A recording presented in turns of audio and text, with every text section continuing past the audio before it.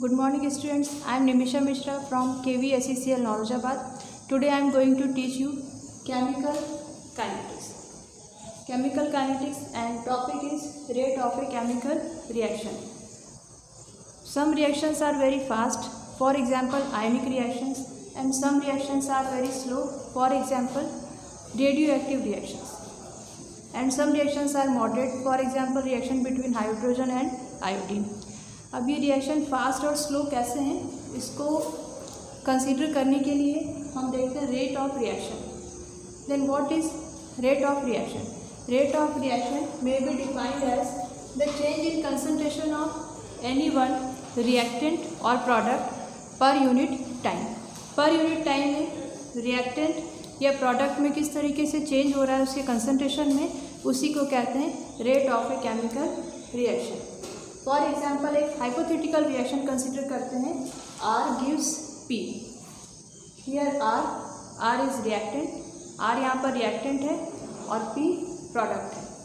तो R जब convert हो रहा है P में, अब इसमें अगर इस रिएक्शन में हमको रेट ऑफ रिएक्शन देखना है तो rate of reaction is equal to decrease in concentration of R divided by time taken. R के कंसंट्रेशन में जितना डिक्रीज़ हो रहा है, मीन्स रिएक्टेंट के कंसंट्रेशन में जितना डिक्रीज़ हो रहा है, उसको जितने टाइम में डिक्रीज़ हो रहा है उससे डिवाइड करते हैं तो रेट ऑफ रिएक्शन मिल जाता है. सेकेंड, अगर प्रोडक्ट को लेके कंसीडर करते हैं then increase in concentration of P divided by time taken. दोनों तरीके से रेट ऑफ रिएक्शन को कंसीडर कर सकते हैं.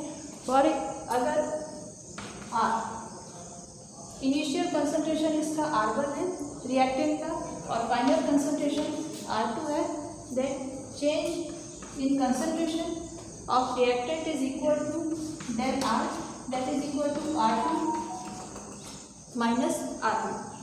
ऐसे ही प्रोडक्ट के लिए चेंज को हम कह सकते हैं, अगर इनिशियल कंसंट्रेशन P1 है प्रोडक्ट का और फाइनल कंसंट्रेशन P2 है, तो change in concentration of product is equal to P2 minus P1. अब यहाँ पर रेट ऑफ रिएक्शन को कंसीडर करते हैं. रेट ऑफ रिएक्शन हो जाएगा माइनस, यहाँ पर माइनस साइन को लेंगे किसके लिए, रिएक्टेंट्स के लिए, minus del R upon del T. ये हो जाएगा rate of reaction in terms of reactants. Products के टर्म्स में रेट ऑफ रिएक्शन होगा change in concentration of product upon del T. यहाँ पर नेगेटिव साइन इसलिए लिया जाता है कि टाइम इंक्रीज होने के साथ साथ रिएक्टेंट का कंसंट्रेशन भी डिक्रीज होने लगता है. इसलिए जब रिएक्टेंट को लेकर हम रिएक्शन लिखते हैं तो वहाँ पर नेगेटिव साइन लगाते हैं, और जब प्रोडक्ट को लेकर रेट ऑफ रिएक्शन लिखते हैं तो वहाँ पर पॉजिटिव साइन लगाते हैं. For example reaction PCl5 gives PCl3 plus Cl2. इसके लिए अगर रिएक्शन रेट हमें लिखना है तो रिएक्शन रेट लिखने के लिए माइनस, जब PCl5 को लेकर लिखेंगे तो minus del PCl5 means change in concentration of change in concentration of phosphorus pentachloride divided by time taken is equal to change in concentration of PCl3 divided by time taken is equal to change in concentration of chlorine divided by time taken. तो जब reactant को लेकर लिखेंगे तो यहाँ पर ये ध्यान रखना है कि नेगेटिव साइन लेंगे, और जब प्रोडक्ट को लेकर लिखेंगे तो यहाँ पर पॉजिटिव साइन रहेगा. दूसरी एक हाइपोथेटिकल रिएक्शन है A plus B gives 2C.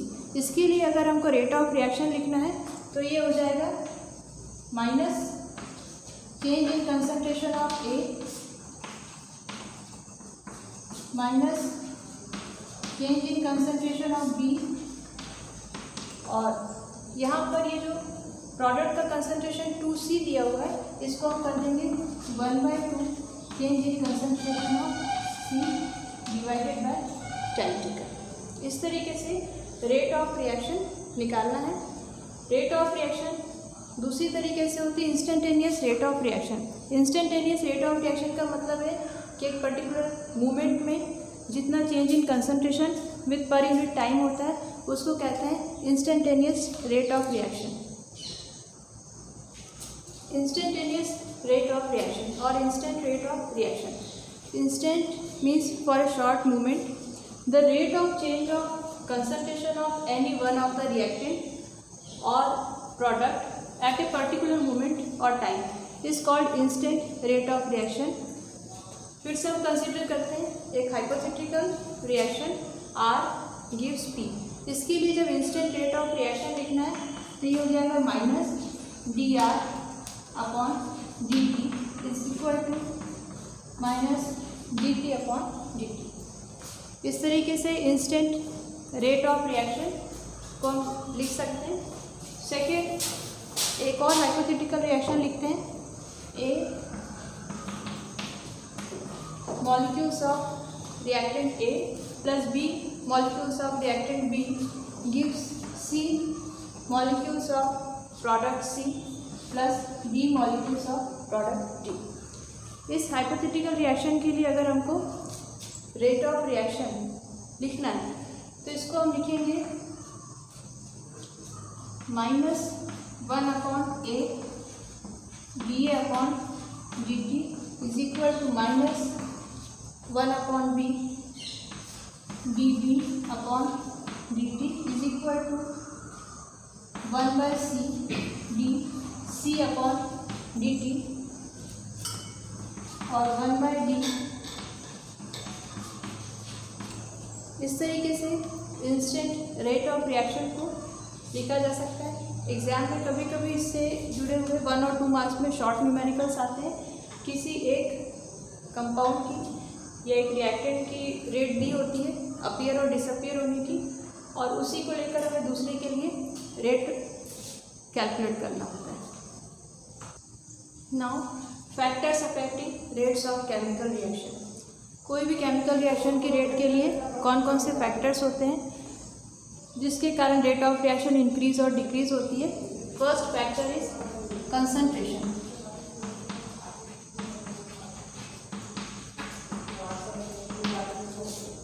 Rate of reaction is directly proportional to concentration. It means rate of reaction increases with increase in concentration. जितना हम अमाउंट रिएक्टेंट का कंसंट्रेशन इंक्रीज करते जाएंगे rate of reaction increase होता जाएगा। Second is temperature.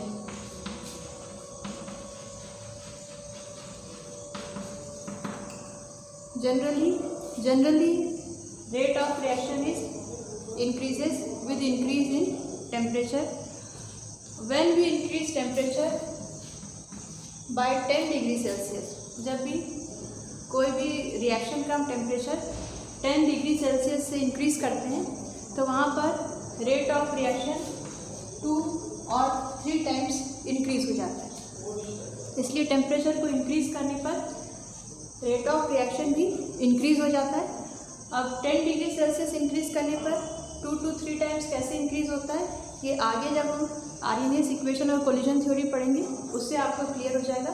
अभी आपको इतना रखना है कि टेम्परेचर इंक्रीज करने पर रेट ऑफ रिएक्शन इंक्रीज होता है और टेम्परेचर 10 डिग्री सेल्सियस इंक्रीज करने पर rate of reaction 2 to 3 times increase हो जाता है। जबकि जो कंसंट्रेशन है कंसंट्रेशन के डायरेक्टली प्रोपोर्शनल होता है rate of reaction. Concentration increase करने पर रेट ऑफ रिएक्शन इंक्रीज हो जाता है। And third point is catalyst. Catalyst. What are catalysts? Catalysts are substances which influence the rate of a chemical reaction without undergoing any change in itself. Catalyst वो substance होते हैं जो rate of reaction को increase करते हैं। Generally वो increase ही करते हैं। कुछ exceptional case होते हैं जहाँ पर rate of reaction decrease होती है। बाकी generally catalyst rate of reaction को increase करते हैं और catalyst की presence में rate of reaction increase होती है और वो कैटलिस्ट खुद लास्ट तक अनचेंज्ड रहते हैं। तो कैटलिस्ट के लिए हम ये कह सकते हैं कि कैटलिस्ट के प्रेजेंस में रेट ऑफ रिएक्शन इंक्रीज होती है। फर्स्ट हो गया कंसंट्रेशन इंक्रीज होने के साथ रेट ऑफ रिएक्शन इंक्रीज होता है। Second temperature 10 degree Celsius increase करने पर rate of reaction 2 to 3 times increase हो जाता है। थर्ड कैटलिस्ट की प्रेजेंस में रेट ऑफ रिएक्शन इंक्रीज होता है। उसके अलावा कुछ एक दो अलग फैक्टर्स भी है, for example surface area. Surface area increase होने के साथ भी रेट ऑफ रिएक्शन इंक्रीज होता जाता है। Next topic is order of reaction. Order of reaction, the sum of powers और exponent, the sum of power और exponents to which the concentration terms are raised in the rate law expression is called order of reaction.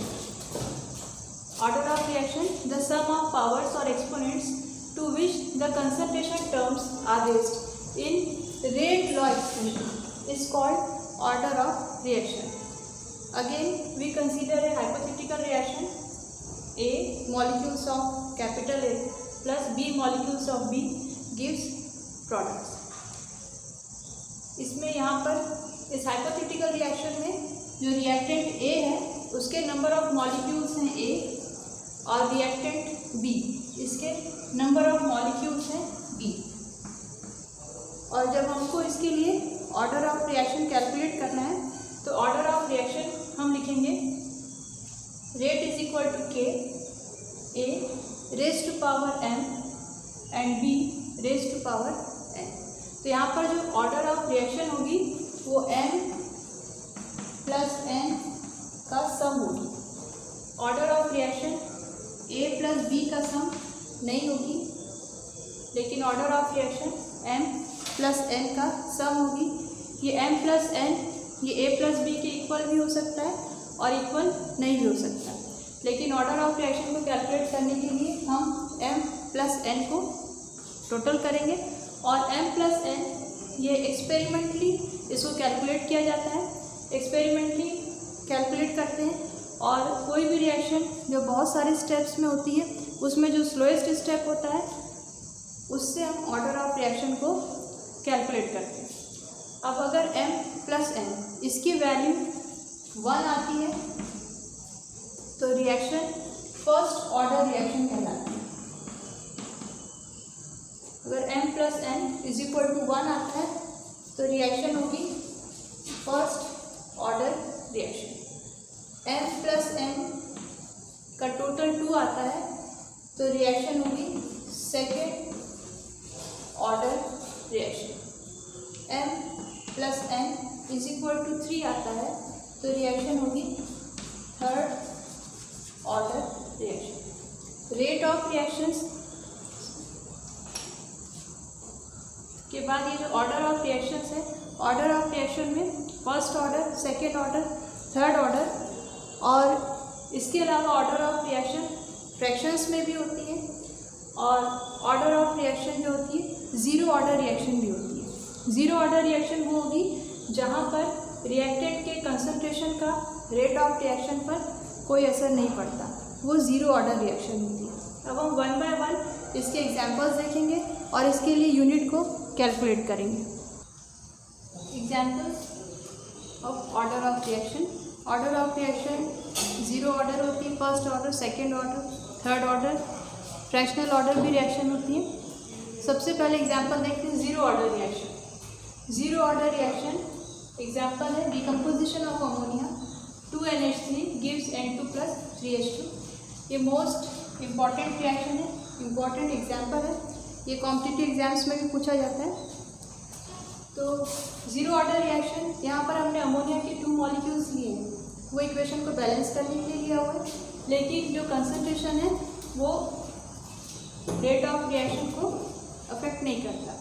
Second है first order reaction. First order reaction का example है NH4NO NO2 gives N2 plus 2H2। ये first order reaction का example है।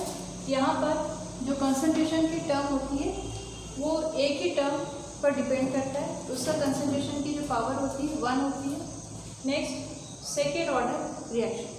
Second order reaction preparation of hydrogen iodide. यहाँ पर hydrogen और iodine H2 plus I2 gives 2HI। Hydrogen plus iodine ये मिलकर 2HI बनाते हैं। ये सेकेंड ऑर्डर रिएक्शन का एग्जांपल है। Next third order reaction. Third order reaction यहाँ पर जो कंसंट्रेशन की टर्म होती है या कंसंट्रेशन के लिए जो हमने पढ़ा था कि कंसंट्रेशन टर्म की जो पावर होती है वो 3 होती है, 2NO plus O2 gives 2NO2। इस रिएक्शन में जो रेट ऑर्डर ऑफ रिएक्शन है वो 3 है, थर्ड ऑर्डर रिएक्शन। नेक्स्ट है फ्रैक्शनल ऑर्डर रिएक्शन। यहाँ पर जो कंसंट्रेशन होती है वो फ्रैक्शंस में होती है, 1 2 3 नहीं होती है। ये है fractional order reaction. Example CH3CHO gives CH4 plus CO। And last is pseudo order reaction. ये मोस्ट इम्पॉर्टेंट रिएक्शन है, अक्सर एग्जाम में पूछी जाती है। स्यूडो ऑर्डर रिएक्शन या स्यूडो फर्स्ट ऑर्डर रिएक्शन। इसका example pseudo first order reaction CH3COC2H5 Easter. Easter का डिकम्पोजिशन होता है या हाइड्रोलिसिस होता है। जब इसकी वाटर के साथ रिएक्शन होती है तो ये एसिटिक एसिड और अल्कोहल फॉर्म करता है।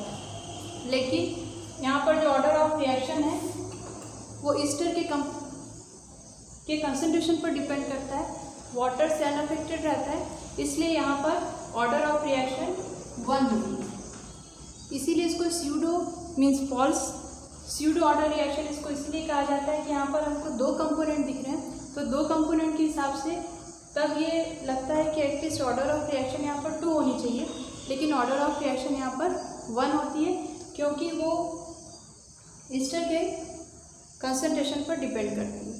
एक बार फिर से देख लेते हैं। Zero order reaction, decomposition of ammonia.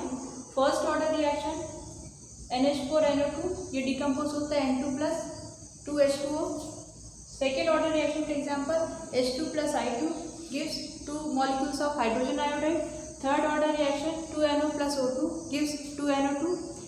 Next है fractional order reaction CH3CHO gives CH4 plus CO। And last is pseudo order reaction और स्यूडो फर्स्ट ऑर्डर रिएक्शन। ये ईस्टर के कंसंट्रेशन पर डिपेंड करती है, इसलिए ये फर्स्ट ऑर्डर रिएक्शन है। ये मोस्ट इम्पॉर्टेंट रिएक्शन है। Now calculation of units of rate constant. Rate constant के लिए यूनिट्स को कैलकुलेट करना स्टार्ट करते हैं। Zero order reaction. Zero order reaction में जो रिएक्टेंट है, रिएक्टेंट की जो कंसंट्रेशन टर्म की पावर होती है according to definition of order of reaction वो होती है 0। तो एक रिएक्शन है रेट गिव्स, इसके लिए अगर एक हाइपोथेटिकल रिएक्शन को कंसीडर करें, A गिव्स प्रोडक्ट, तो जीरो ऑर्डर रिएक्शन के लिए रेट यहाँ पर ये हो जाएगी K, कांस्टेंट हो जाएगा रेट कांस्टेंट, जिसको हमें कैलकुलेट करना है, और A रिएक्टेंट है और इसकी जो पावर होगी वो होगी 0। अब इसको कैलकुलेट करने के लिए dx/dt, dx मतलब यहाँ पर कंसंट्रेशन है। कंसंट्रेशन होता है मोल पर लीटर में और टाइम को हम लेते हैं सेकेंड, तो मोल पर लीटर पर second is equal to K। और यहाँ पर जो रिएक्टेंट का कंसंट्रेशन है, रिएक्टेंट का कंसंट्रेशन वो भी होगा मोल पर लीटर, लेकिन पावर यहाँ पर 0 है। तो जब जीरो ऑर्डर रिएक्शन के लिए हम कांस्टेंट को कैलकुलेट करेंगे तो K इज इक्वल टू हो जाएगा मोल पर लीटर पर सेकेंड। ये कैलकुलेशन हो गया रेट कांस्टेंट के लिए फॉर जीरो ऑर्डर रिएक्शन। ऐसे ही हम फर्स्ट ऑर्डर रिएक्शन के लिए भी कैलकुलेट कर सकते हैं। First order reaction, first order reaction के लिए ये जो कंसंट्रेशन टर्म है इसका पावर हो जाएगा 1। कंसंट्रेशन टर्म का पावर जब 1 हो जाएगा, रिएक्शन हमने सेम ली A gives product, concentration term का पावर 1 हो जाएगा, तो इसको हम लिख सकते हैं मोल रेट ऑफ रिएक्शन हो जाएगी dx/dt is equal to K A raise to power 1। अब dx/dt के लिए हमने लिख दिया मोल पर लीटर पर सेकेंड, और जो कंसंट्रेशन टर्म है अब 0 ना होकर ये फर्स्ट ऑर्डर रिएक्शन है, यहाँ पर हम लिखेंगे 1। अब इसके लिए जब हमें रेट कांस्टेंट को कैलकुलेट करना है तो मोल पर लीटर यहाँ भी है, मोल पर लीटर इस साइड भी है, मोल पर लीटर से मोल पर लीटर कैंसिल आउट हो जाएगा और K, इसकी यूनिट हमको मिल जाएगी पर सेकेंड। ये मोस्ट इम्पॉर्टेंट है, एग्जाम में कई बार पूछा जाता है, सिर्फ यूनिट दे दी जाती है और यूनिट से हमको ये कैलकुलेट फाइंड आउट करना होता है कि कौन सी ऑर्डर की रिएक्शन है। ये ऑर्डर ऑफ रिएक्शन दे देते हैं और हमें उसकी यूनिट को फाइंड आउट करना होता है। इसी तरीके से हम सेकेंड और थर्ड ऑर्डर की यूनिट भी कैलकुलेट कर सकते हैं। सेकेंड ऑर्डर रिएक्शन के लिए जब यूनिट को कैलकुलेट करना होगा, same reaction A gives product, और यहाँ पर ये मान के चलते हैं कि ऑर्डर ऑफ रिएक्शन यहाँ पर 2 है, सेकेंड ऑर्डर रिएक्शन है, तो रेट हो जाएगी dx/dt is equal to k a raise to power 2 dx/dt। इसके लिए लिखेंगे मोल पर लीटर पर सेकेंड। ये हो जाएगा जैसे हमने पहले लिखा था, is equal to k as it is रहेगा, a raise to power 2 means concentration की पावर 2 हो जाएगी, तो इसको रेज टू पावर 2 या इसी को 2 टाइम्स लिख सकते हैं इस तरीके से। 2 टाइम्स लिखने के बाद मोल पर लीटर जो इस साइड है और 1 मोल पर लीटर यहाँ पर, ये कैंसिल आउट हो जाएगा, तो K इज इक्वल टू हो जाएगा पर मोल लीटर पर सेकेंड या लीटर पर मोल पर सेकेंड। इस तरीके से सेकेंड ऑर्डर रिएक्शन के लिए हम यूनिट कैलकुलेट कर सकते हैं। सेकेंड ऑर्डर रिएक्शन के बाद थर्ड ऑर्डर रिएक्शन को भी सेम इसी प्रोसीजर से कैलकुलेट कर सकते हैं। Third order reaction a raise to power हो जाएगा 3, a रेज टू पावर 3 हो जाएगा। अब यहाँ पर वैल्यू रखेंगे dx/dt, अगेन मोल पर लीटर पर second is equal to k। अब a यहाँ पर है, मोल पर लीटर 3 टाइम्स हो जाएगा, तो ये हो जाएगा मोल पर litre raise to power 3। Raise to power 3 लिखने से 1 टाइम जो है वो कैंसिल आउट हो जाएगा और जो 2 टाइम्स का है मोल पर लीटर वो बचेगा, तो इसकी यूनिट हो जाएगी k rate constant is equal to litre raise to power 2 mole raise to power -2 and second raise to power -2। इस तरीके से हम सभी की यूनिट्स को कैलकुलेट कर सकते हैं, first order, second order and third order reaction. Molecularity means the number of reacting species में मॉलिक्यूल्स, एटम्स और आयंस तीनों कंसिडर होते हैं which collide simultaneously to bring about a chemical reaction is called molecularity of a reaction. जितने भी molecules जो किसी reaction को कंप्लीट करने के लिए जिनके बीच में इफेक्टिव कोलिजन होता है वो कहलाते हैं मॉलिक्युलरिटी। रिएक्शंस कई तरह की होती हैं, यूनिमॉलिक्यूलर रिएक्शन, बाईमॉलिक्यूलर रिएक्शन और ट्राईमॉलिक्यूलर रिएक्शन। जहाँ पर एक ही सिंगल रिएक्टेंट के मॉलिक्यूल्स के बीच में कोलिजन होता है, इफेक्टिव कोलिजन होता है, वो रिएक्शन यूनिमॉलिक्यूलर कहलाती है। बाईमॉलिक्यूलर रिएक्शंस में 2 मॉलिक्यूल्स और ट्राईमॉलिक्यूलर रिएक्शन में 3 मॉलिक्यूल्स। यूनिमॉलिक्यूलर रिएक्शन का एग्जांपल है decomposition of ammonium nitrate NH4NO2 gives N2+2H2। इसके ये यूनिमॉलिक्यूलर रिएक्शन का एग्जांपल है। बाईमॉलिक्यूलर रिएक्शन में decomposition of hydrogen iodide 2HI gives H2+I2 और ट्राईमॉलिक्यूलर रिएक्शन में 2NO+O2 गिव्स 2NO2। मॉलिक्युलरिटी और ऑर्डर ऑफ रिएक्शन दोनों में डिफरेंस क्या है? Order of reaction, zero order reaction भी हमने पढ़ी है, ऑर्डर ऑफ रिएक्शन में भी जीरो में भी फ्रैक्शनल, लेकिन जो मॉलिक्युलरिटी होती है वो ना तो ज़ीरो होती है ना ही वो फ्रैक्शंस में होती है, वो कंप्लीट इंटीजर्स में होती है। For example unimolecular reaction, bimolecular reaction और ट्राईमॉलिक्यूलर रिएक्शन। तो दोनों के बीच में हमें डिफरेंस भी पता होना चाहिए, ऑर्डर ऑफ रिएक्शन और molecularity of reaction. Order of reaction जो होती है वो एक्सपेरिमेंटली कैलकुलेट की जाती है, जबकि मॉलिक्युलरिटी है वो एक्सपेरिमेंटली कैलकुलेट नहीं की जाती। ऑर्डर ऑफ रिएक्शन ज़ीरो भी हो सकती है, फ्रैक्शन में भी हो सकती है, और जो मॉलिक्युलरिटी है वो unimolecular reaction, bimolecular reaction, ट्राईमॉलिक्यूलर reaction हो सकती है, लेकिन ज़ीरो मॉलिक्यूलर रिएक्शन नहीं होती। आज हमने पढ़ा सबसे पहले rate of reaction. Rate of reaction को लिखने के लिए जो लिखते हैं, decrease in concentration of reactant और increase in concentration of product. जब रिएक्टेंट के कंसंट्रेशन के टर्म में लिखते हैं तो नेगेटिव साइन लगाया जाता है, जब प्रोडक्ट के कंसंट्रेशन के टर्म्स में लिखते हैं तो पॉजिटिव साइन लगाया जाता है। सेकेंड टॉपिक था order of reaction. Order of reaction ये first order, second order, third order, zero order reaction भी होती है, फ्रैक्शनल ऑर्डर रिएक्शन भी होती है। तो इसको पढ़ते टाइम इनके एग्जाम्पल्स हमको लर्न होने चाहिए। एग्जाम्पल्स एग्जाम में पूछे जाते हैं या फिर यूनिट। कई बार यूनिट को देखकर क्वेश्चन पूछा जाता है कि किस ऑर्डर रिएक्शन की यूनिट है। थर्ड है मॉलिक्युलरिटी।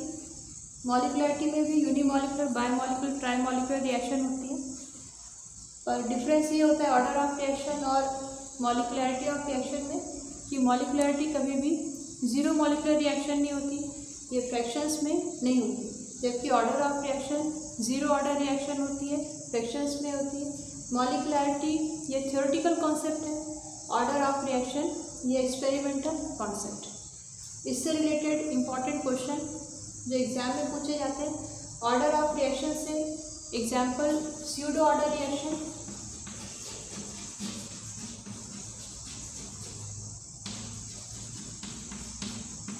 स्यूडो ऑर्डर रिएक्शन और ज़ीरो ऑर्डर रिएक्शन, ये एग्जाम में पूछा जाता है और उसको हमको बनना चाहिए, इनकी यूनिट्स कैलकुलेट करते बनना चाहिए और ऑर्डर ऑफ रिएक्शन और मॉलिक्युलरिटी दोनों में डिफरेंस लिखते बनना चाहिए।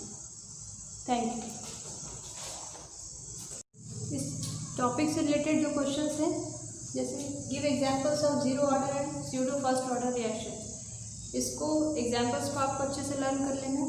एग्जांपल को देखिए, कई बार एग्जाम में एमसीक्यू टाइप क्वेश्चन पूछ लिए जाते हैं कि डिकम्पोजिशन ऑफ अमोनिया ये कौन सी ऑर्डर रिएक्शन है, ये जीरो ऑर्डर रिएक्शन है, तो आपको सभी के एग्जांपल लर्न करने हैं। Second question, give difference between order of reaction and molecularity, कभी कभी ये क्वेश्चन पूछ लिया जाता है एग्जाम में, इसलिए दोनों के बीच में डिफरेंस पता होना चाहिए। Third is calculate the units of first order, second order and third order reaction, इनकी यूनिट्स को कैलकुलेट करते आना चाहिए। ये भी एमसीक्यू टाइप क्वेश्चन से पूछा जाता है, यूनिट्स इनकी हमें पता होनी चाहिए और यूनिट्स को देके कई बार ये पूछ लिया जाता है कि कौन सी ऑर्डर की रिएक्शन। नेक्स्ट क्लास में हम पढ़ेंगे integrated rate equation. Thank you.